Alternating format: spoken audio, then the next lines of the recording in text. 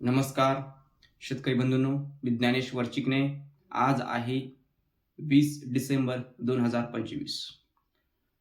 तर सर्वात जास्त मला कमेंट येत आहेत की 2026चा अवकाळी पाऊस कसा असेल. या संदर्भामध्ये तुम्हाला मागच एक व्हिडिओ दिलेला आहे, पण आपण त्याचा वारंवार उल्लेख करत नाही. ज्यावेळेस एक व्हिडिओ देत असतो, एक अंदाज देत असतो, व त्यानंतर तो अंदाज ज्या शेतकऱ्यांनी पाहिला त्या शेतकऱ्यांना तो अंदाज तर माहितीच असतो, पण जे शेतकरी दुसऱ्या पाहणार नाही, तर त्यासाठी आपण आज बघा दुसरा एक अंदाज देत आहोत त्याच्यामध्ये. आणि कमेंट सुद्धा बऱ्याच जणांचे येत आहेत की 2026चा अवकाळी पाऊस हा 2025 सारखा, म्हणजे या वर्षी जे उन्हाळ्यामध्ये पाऊस पडला तसा पाऊस येणाऱ्या उन्हाळ्यामध्ये पडणार आहे का, किंवा गारपीट होणार आहे का. गारपीट सतत सोशल मीडियावर गारपीट होणार अशा सतत बातम्या येत आहेत. त्यामुळे शेतकरी धास्तावलेले आहेत आणि ह्या संदर्भात तुम्ही व्हिडिओ काढा, अंदाज द्या. तर शेतकरी बंधूंनो, मागच एक तुम्हाला मी अंदाज दिलेला होता आणि ह्याच्या अगोदरच मी तुम्हाला सांगितलं होतं की जे म्हणजेच 1.5-2 महिन्यापूर्वी सांगितलं होतं की तुम्ही टरबूज हे लावू शकता, खरबूज लावू शकता. त्याच्यासुद्धा तुम्हाला अंदाज दिलेला होता. फेब्रुवारीपर्यंत म्हणजे पाऊस कसा राहील ह्याच्या संदर्भात अंदाज दिलेला होता. त्या आपल्या ज्या शेतकऱ्यांना तो अंदाज पाहिजेला आहे, तर ते शेतकरी त्या शेतीमध्ये ते नियोजन केलंच असेल. पण आता जानेवारी सुरू होणार आहे. आता 10-12 दिवसामध्ये, म्हणजे 10-12 दिवसामध्ये जानेवारी सुरू होणार आणि डिसेंबर तर हा कोरडाच गेलेला आहे. डिसेंबर कोरडा गेला आहे. नोव्हेंबरमध्ये फक्त ढगाळ वातावरण जे आपण सांगितलेले होते आणि कोरडा नोव्हेंबर राहणार होता, त्या प्रकारे नोव्हेंबर सुद्धा कोरडा राहिलेला आहे. नोव्हेंबरमध्ये कोल्हापूर, सांगली, सातारा, कोल्हापूर, सोलापूर या भागामध्येच फक्त 2 ते 3 दिवस ढगाळ वातावरण, 3-4 दिवस ढगाळ वातावरण होतं. तुळशीतुड्याचा पाऊस एखाद्या ठिकाणी 1-2 ठिकाणी म्हणजे ह्या भागामध्ये पडलेला आहे 4 तारखेला. आणि एकंदर हा संपूर्ण भाग जवळपास नोव्हेंबरमध्ये ढग सुद्धा नव्हते आलेले, म्हणजे जवळपास तो 90% भाग होता महाराष्ट्राचा. आणि तसा आपण अंदाज दिलेला होता की नोव्हेंबरमध्ये सुद्धा पाऊस येणार नाही. आणि त्यावेळेस बातम्या सुरू होत्या, म्हणजेच किती नोव्हेंबरच्या ऑक्टोबरमध्ये 22 ऑक्टोबर ते नोव्हेंबरपर्यंत, म्हणजे 4-5 नोव्हेंबरपर्यंत बातम्या होत्या की 2021 सारखा अवकाळी पाऊस सतत राहणार. कारण लालिना सक्रिय आहे आणि बंगालच्या उपसागरातून, बंगालच्या खाडीतून पाऊस सुरू राहणार, अरबी समुद्रातून पाऊस सुरू होणार. त्यावेळेसच आपण सांगितलं क्लिअर पाऊस सुरू राहणार नाही.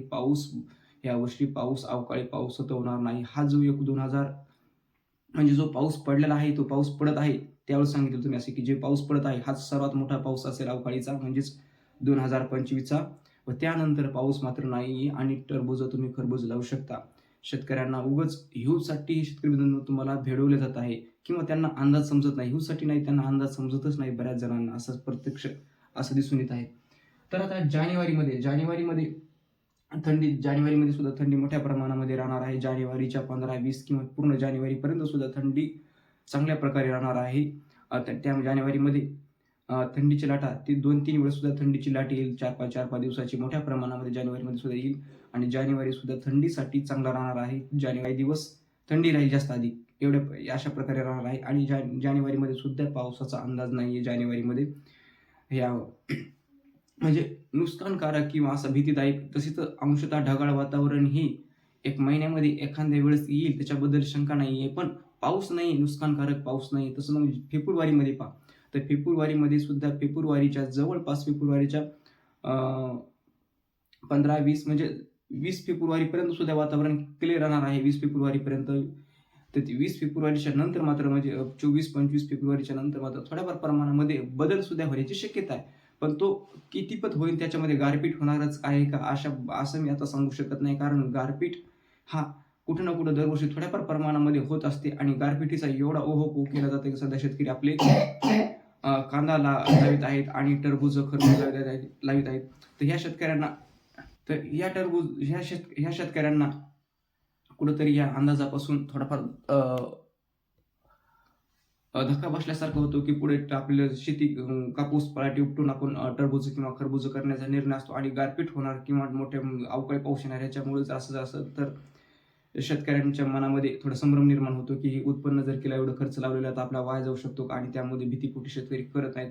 अशी परिस्थिती करत जाऊ नका शेतकऱ्यांना. जे पूर्ण गारपिटीचा अंदाज 2-3 महिन्यापूर्वी किंवा 1 महिन्यापूर्वी की 15 दिवसापूर्वी देता येत नसतो, कुणालाच देता येत नसतो. मी पण आतापर्यंत गारपीट होईल म्हणून असा अंदाज दिला नाही. गारपीट तर तसं दरवर्षी कुठे ना कुठे थोड्या प्रमाणामध्ये होत असते, पण जे होईल असे म्हणतात गारपीट होणार आहे, सतत दररोज व्हिडिओ देतात गारपीट होईल. मग कुठे होईल त्यांनी आता प्रत्यक्ष स्थान सांगतात का, ते बिलकुल सांगत नाहीत कुठे होईल म्हणून. फक्त गारपीट होईल म्हणून अंदाज द्यायचे. असे असे अंदाज असल्यामुळे शेतकऱ्यांचं खूप मोठं नुकसान होत आहे. शेतकरी मित्रांनो, तुम्ही लक्षात घ्या. तर त्यामध्ये 26 तारखेच्या नंतर म्हणजे 26 फेब्रुवारीच्या नंतर तो ढगाळ वातावरण हे येऊ शकते. पण त्यानंतर पाऊस किती येईल हे नंतर सांगेल. पण पाऊस मोठा नसेल एवढं सांगेल, की फेब्रुवारीमध्ये सुद्धा पाऊस मोठा नसेल, नुकसानकारक पाऊस नसेल. फेब्रुवारीमध्ये सुद्धा आता फेब्रुवारी, आता मार्चमध्ये पहा. तर मार्च महिन्यातसुद्धा 2019 सरकार सॉरी 2025 सरकार नसेल. मार्चमध्ये 2025ला काही पाऊस नव्हता त्याच्यामध्ये, पण आपण एकीकडेच होत्या टेम्परेचरमध्ये मोठ्या प्रमाणामध्ये, थोड्या प्रमाणामध्ये वाढ झालेली होती. पण मार्चमध्ये सुद्धा मार्च हा एकूण जर पाहिजे तर तुरळक भाग सोडला तर मार्चमध्ये तुरळक भाग सोडला तर पावसाची शक्यता नाही. तुरळक भागामध्येच मार्चमध्ये सुद्धा पावसाची शक्यता आहे. त्यामध्ये मार्चमध्ये कोकण परिसर, कोकण अहिल्यानगर या भागामध्ये आणि जालना छत्रपती संभाजीनगर या भागामध्ये मार्चमध्ये एखादा पाऊस पडू शकतो. मार्चच्या शेवटच्या आठवड्यामध्ये, पहिल्या आठवड्यामध्ये आणि शेवटच्या आठवड्यामध्ये मार्चच्या पावसाची शक्यता आपण नाकारू शकत नाही. पण पाऊस हा नुसतं ढगाळ वातावरण जाईल किंवा पाऊस येईल हे आताच सांगणं कठीण आहे. पण एकंदर पाहिजे तर मार्चमध्ये सुद्धा मोठा पाऊस नाही. पण जर पाऊस मार्चमध्ये पडणार आहे, पण तो थोड्या प्रमाणामध्ये मोठा पावसाचा म्हणजेच मार्चच्या जे पहिल्या आठवड्यापेक्षा तिसऱ्या आठवड्यामध्ये म्हणजेच 22-23 तारखेच्या पुढे मार्चच्या थोड्याफार प्रमाणामध्ये पावसाची शक्यता आहे. अवकाळी पावसाची शक्यता आहे. त्यामध्ये मेघगर्जनेसह पाऊस पडू शकतो. मार्च आणि एप्रिल महिन्यामध्ये पहा.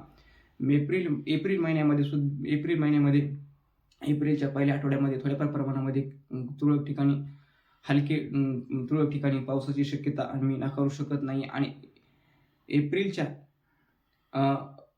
तिसऱ्या आठवड्यामध्ये म्हणजेच 26 एप्रिलपासून पुढेही सुद्धा पावसाची शक्यता आम्ही नाकारू शकत नाही. थोड्याफार प्रमाणामध्ये नुकसानकारक पाऊस नाही आहे.